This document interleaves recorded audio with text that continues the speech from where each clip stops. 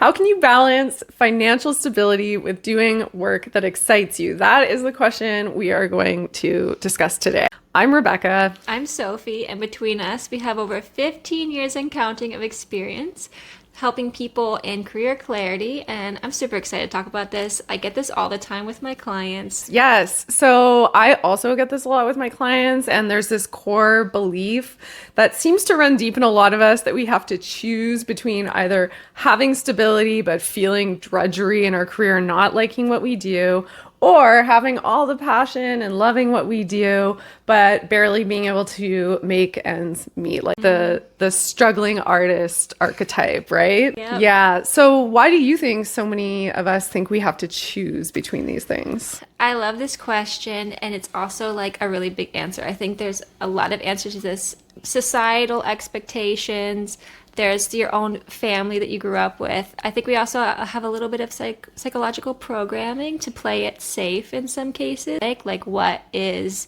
the definition of success that we most get? I think it's salary, status. So when those things are more associated with a certain type of job that may or may not align with our fulfillment, it seems like, oh, can I actually have it all? There's also the flip side, though, of a client who I recently just started working with, and he spent most of his 20s focused on doing the fulfillment piece. He got a fine arts degree, and he really tried to pursue a career as an artist, and he's now in his mid-30s and not happy with where he is financially. He still lives with a roommate, and he's looking to build more stability, but he has a fear at the same time of stability looking like drudgery, and he doesn't want to be a part of the rat race, so he's feeling stuck.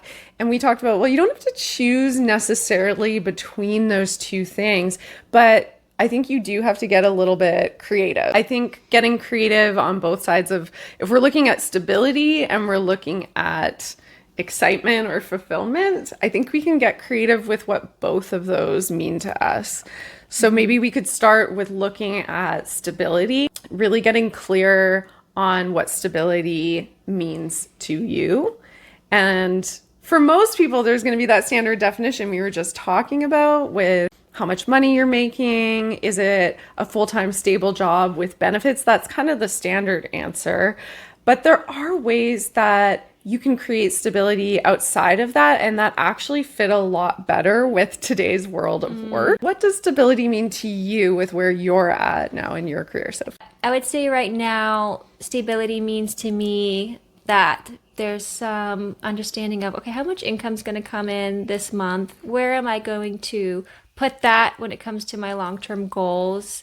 And then there's an understanding of what the workday will look like. What kind of energy level do I need? What kind of people am I going to be interacting with? I mean, the older that I get, the more I'm not wanting to interact with like certain types of people. So there's like stability. I also kind of wrap up in certainty. There's a certain sense of certainty of like how things are going to go. Although I don't want to know everything, and like being okay with uncertainty is something we've talked about before. It's really important. But yeah, I would say that's what it means to me. I like that definition. I think that is pretty creative. Like you've gone beyond, I think, what most people and actually what I've thought of even in terms of stability, in terms of having a certain amount of predictability in your day-to-day, even in terms of the types of people you're interacting. I don't know how many people take into account, but I think that's an awesome idea of what kind of environment you're in or who is around you and how that's feeding your energy levels. And yeah, for me, I've mostly thought about it in terms of money. Like, how am I able to bring in a certain amount of money consistently? When I think about the money, it doesn't matter where it's coming from, as long as I'm able to meet certain basic needs. I see a lot of people get really hung up on the benefits piece of, well, I'd love to start my own business, but it wouldn't feel stable because I wouldn't have benefits. You calculate the numbers, right? You look at how much more money would I need for medical expenses or to invest in my own extended healthcare, for example. How much more money would you need? It's really not that much money. For me, I can set aside maybe $150 a month. Crunch the numbers. Yeah. If there's like that fear there. Yes. Yeah. So I think expanding our idea of what stability is then opens up possibilities of what we could do.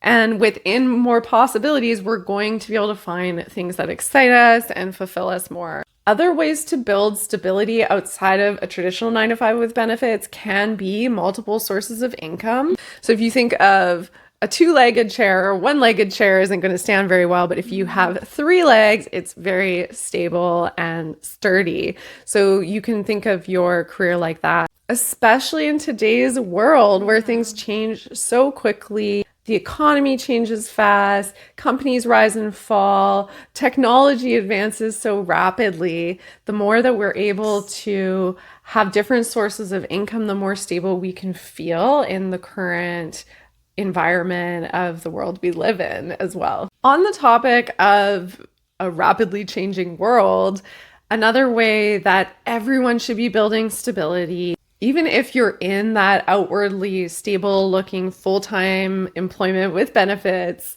is to know how to change jobs if you want or need to and land new opportunities.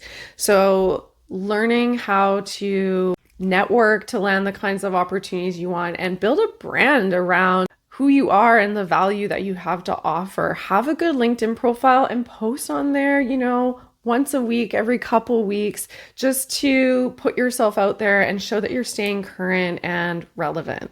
Side note, don't quote me, maybe we'll fact check, but I heard, I think it was about 6 months ago, so things may have changed, but if you post like twice a week on LinkedIn, you're in like the top 5% of users. So if you could just post twice, you're already at the top of the game. Yeah, so I love that. I didn't know that. And like that just reinforces that it doesn't have to be hard to get yourself out there, standing out in your field a little bit, which will help build some stability for you in your career. Yeah, I'm excited for you. This is good advice. We're good at this. So we talked a bit about stability and how to get a little bit more creative with building stability in your career.